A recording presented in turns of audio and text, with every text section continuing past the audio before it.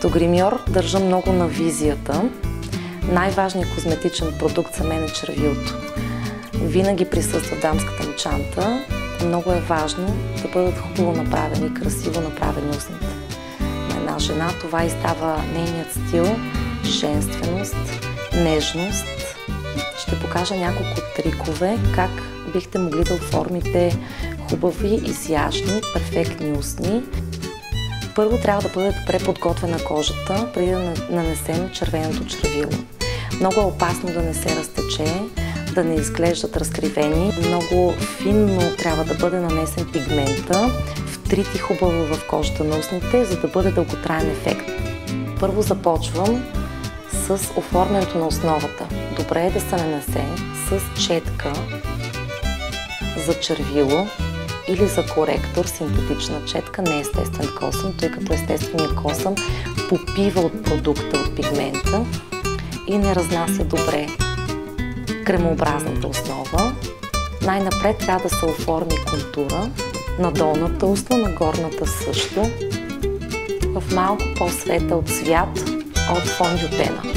След това върху самите устни нанасям коректор, не много голямо количество, колкото хубаво да матира и да изсуши устната. Когато са мокри, когато са напоени с много серум, крем или основа, червилото не се задържа и много бързо се разтича.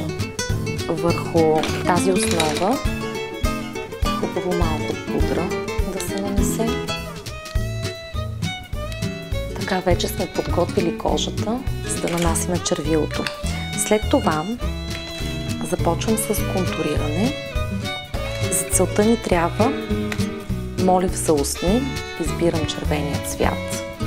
Може да се нанесе една идея по-тъмен молив от червилото, но в случая аз бих искала да направя ефекта на секси устни и цвета на молива ще бъде еднакъв с цвета на червилото. По-тъмно червил ще видите къде ще бъде нанесено. Започва се от горната устна, след това средата на долната устна се подчертава и се контурира. Свързват се двете крайчета, но в никакъв случай не трябва да бъдат прави чертите. Това придава състарен и уморен вид. Съвсем леко от контурния молив върху устните се нанася и продължаваме с червилото. Много малко пигмент с финна чечица. Обикновено всички контурни моливи имат от другата страна малка четка за червило. Взима се съвсем мъничко количество и се нанася, втрива се пигмента върху цялата устна. Можем да направим по-обемни с игра на цветовете. Ще използвам още един цвят червило. Това количество е абсолютно достатъчно. Много е погрешно, когато директно от гилзата нанасят дамите червилото, тогава се наслоява много пигмент и много продукт, който много скоро след нанасянето започва и тръгва в гънките и в бръчците около тях. Тъмният цвят, който след малко ще нанеса, като тъмен имайте предвид, един нюанс по-тъмен от цвета, който в момента съм избрала.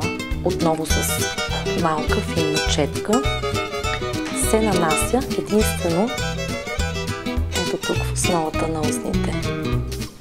3D ефекта на устните в момента е изключително актуален. Така ги прави по-обемни и по-секси. Това е абсолютно достатъчно като количество. Една точка в центъра на долната устна, след това в горната и разнасяме, докато хубаво прелеят двата цвята. Не трябва да има разлика и не трябва да има очертание между двата нюанса. Трябва да преливат един в друг.